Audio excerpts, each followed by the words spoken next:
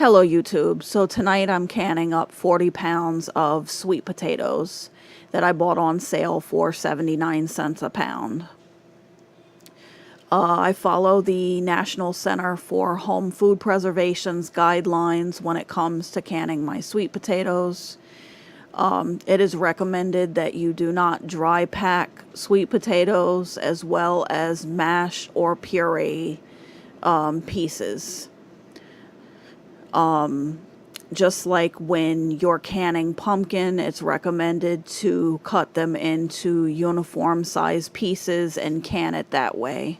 And then once you open your jar, you can mash or puree or use the sweet potato however you prefer to use it for your meal or dessert.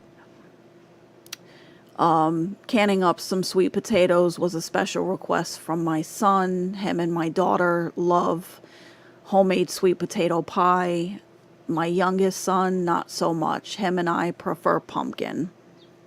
But anyway, I canned up 27 quarts of sweet potatoes out of the 40 pounds that I bought. I do follow the guidelines by washing and boiling or steaming them until partially soft for 15 to 20 minutes. At that point, I remove the skins and cut them into uniform size pieces. And then I fill the jars and leave 1-inch head space. Now, at this point, it is up to you if you choose to add 1 teaspoon of salt per quart jar. I do not add it to sweet potatoes or my pumpkin. And you also have the option of covering your sweet potatoes in the jar with either boiling water or a simple syrup. But again, I use the water. I don't feel that it's necessary to use the syrup for the purposes that I'm going to use. And canning it up with water gives me more options for when I want to pop open a jar and use it. Processing quart jars for me, it's recommended that I pressure can these for 90 minutes at 11 pounds of pressure for my altitude. And it is also recommended that you hot pack these. I think I already mentioned that. This is a lot of work. If you have an extra set of hands to help you peel and dice the sweet potatoes, it would be a great help because this is a lot of work. At this point, I just show the speed process of me peeling the blanched sweet potatoes. But I'm going to be honest with you, I literally set them on a folding table in front of my couch since I had so many to do, and popped in a movie and sat there and peeled and diced them all. Because it would have taken forever. It wouldn't have been fun standing at the counter peeling and chopping all of these. But as you can see, after boiling or blanching them, the skins just slide right off. Any imperfections I do chop off, and the woody ends, whatever little bit is there, I do chop that off as well. And once I have blanched my sweet potatoes, I washed out both of my stock pots and threw them on the stove to heat up the water to cover the jars, to fill the jars once I've got the jars filled with the sweet potato with boiling water. And again, I did end up having to use both canners because I canned 27 jars. So whatever leftover boiling water I used, I just popped in the other canner so that it was hot and ready to go. The 120 quart stock pot of boiling water was enough to cover all 27 jars for me, so I didn't actually need the second stock pot to fill my jars. but I like to have it ready to go just in case. But again, I did use that water to fill my second canner so that it was ready to go and I wasn't having to add hot jars to a cold canner. And of course, when I'm filling these jars, I'm filling to 1-inch headspace, always debubbling the jars and wiping the rims. If you happen to fill a jar with a little too much liquid, it's okay. Just either spoon the liquid out or pour it out in the sink. And this is the kind of thing that it's easy for air bubbles to get trapped in there. So you want to go around the sides and the center as well. I know most of you listening already know this, but I'm trying to get my little sister into canning. And, we were taught to can when we were young, but, everything is not for everybody. But now that she's older, she's more conscious about what she's eating, and she's trying to go the route that I have in eliminating processed foods from her diet. So when I explain certain things that you guys already know, it's for her. I know I need to do more in-depth videos for her so that I can show her exactly how to use the canner. I actually bought her a Presto and several canning manuals and tools for her birthday. So hopefully she'll end up using the canner at some point. At this point, it literally felt like I had a never-ending supply of sweet potatoes to can up. But I don't like doing small batches of anything. When I do something, I do it big because I'm feeding 3 teenagers that would eat me out of house and home if they had the opportunity. And again, I like to use Tadler lids for these, for everything I can, because they are green and reusable indefinitely. Of course, the rings need to be replaced after, I believe it's 10 uses. And I know I need to do a canning video with metal flats to teach my sister how to use those. So anyway, at this point, since I had the canner filled with jars that I sterilized, I'm taking out the ones in the bottom so that I can place my filled jars in the bottom. And then I will add the canning rack once I've placed the filled jars in and filled it up. I'll throw in the rack and throw these hot jars back in the top so they stay hot and don't cool off, because I don't want a chance breakage in the canner, especially after all the work that I've done to purchase, prepare, and fill these jars with this food. And again, I do try to fill the jars as fast as possible so that I can get them back in the canner before they cool down.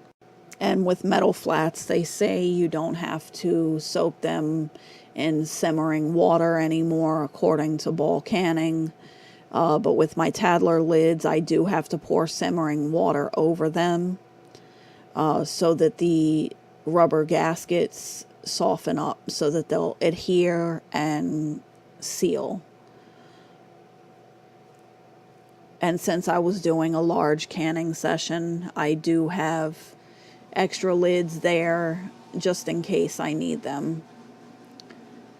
But I was canning something else after I did the sweet potatoes, so I would already have them washed and prepared for the next canning session. I like to knock out as much in one day as possible, either one weekend or month, or try to put something back every weekend, one day out of the weekend, at least once a week, around sales, so that I'm constantly building my food supply, so that way I'm not having to depend on over-processed foods from the grocery store. So anyway, at this point, since I had the canner filled with jars that I sterilized, I'm taking out the ones in the bottom so that I can place my filled jars in the bottom. And then I will add the canning rack once I've placed the filled jars in and filled it up. I'll throw in the rack and throw these hot jars back in the top so they stay hot and don't cool off, because I don't want a chance breakage in the canner, especially after all the work that I've done to purchase, prepare, and fill these jars with this food.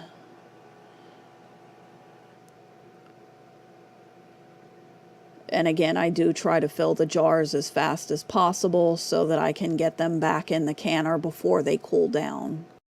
Canning and preserving allows me to have healthy meal options at hand, ready to go off the shelf. I know the ingredients that went in the jars. I know how they were prepared, so I know I'm not dealing with any contamination or nasties getting in my food and making us sick. My kitchen is so small, it's literally difficult to film in, because this one counter is basically all the workspace that I have. That breakfast bar is where I set my jars to cool for the 24-hour resting period. But literally, like, this is my workspace. So I know it looks overcrowded and it does mess with my OCD, but literally you use what you have to get by, and I work with it. So having a small kitchen, living in a small city apartment, or living in a small apartment, period, or a small house, and having a small kitchen is no excuse to avoid putting your own food back. If I can do it in this matchbox of a kitchen with no windows that's literally an oven during the summer, then anybody can do this. You know, it's not like I'm doing anything that many other people don't already do. But there's a lot of people out there that don't know about home canning, that aren't, that really have no clue that this exists. So why not spread the word and help others get in on this so that they are eating healthier, so that they have an option to save money and better budget meals and their grocery trips and their food storage, so that they can do what many of us are already doing. I have to take a moment to pay homage to my father. He's really the one that gave me my love for cooking and preserving and, making food from scratch and providing healthy, good homemade meals for your family.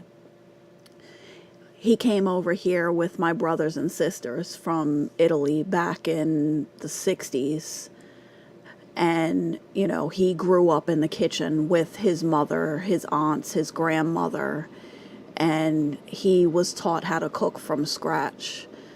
He was a butcher back in the day, so he, knew his way around the kitchen, and he passed that down to us. So yes, even though I'm a city girl, I can still get down. My father was an amazing man. Yes, we lived in the city, but this man carried what he learned in the old country coming up over here, and he had a large backyard that he grew his own grapes and made his own wine. He entertained family and friends, and he was a barber also, and that's what he did when he came to this country. And many of his friends used to come over, and he would give them bags of food that he grew in the backyard: grapes, apricots, hazelnuts, tomatoes, cucumbers, you name it, he grew back there. We had cherry trees, and he loved figs. He had several fig trees back there. God, our backyard was so overgrown, you could barely walk back there at times. but it was all neatly taken care of. He could grow anything. He passed away back in 2008, and I miss him dearly every day. And skills that he taught all of us, I wish he was still around to pass down to my kids. But in canning and preserving, I used to do it with my brother and sister. They had a farm and a peach tree orchard and, a garden. We used to put back a lot of food when we would go visit them and spend time with them all the time. And God, we canned thousands of jars of peaches and tomatoes and all kinds of stuff over the years. And, having that family togetherness and putting food back and passing it down to new generations is huge. And I'm teaching my kids, so hopefully one day they'll take these skills and utilize them with their own families.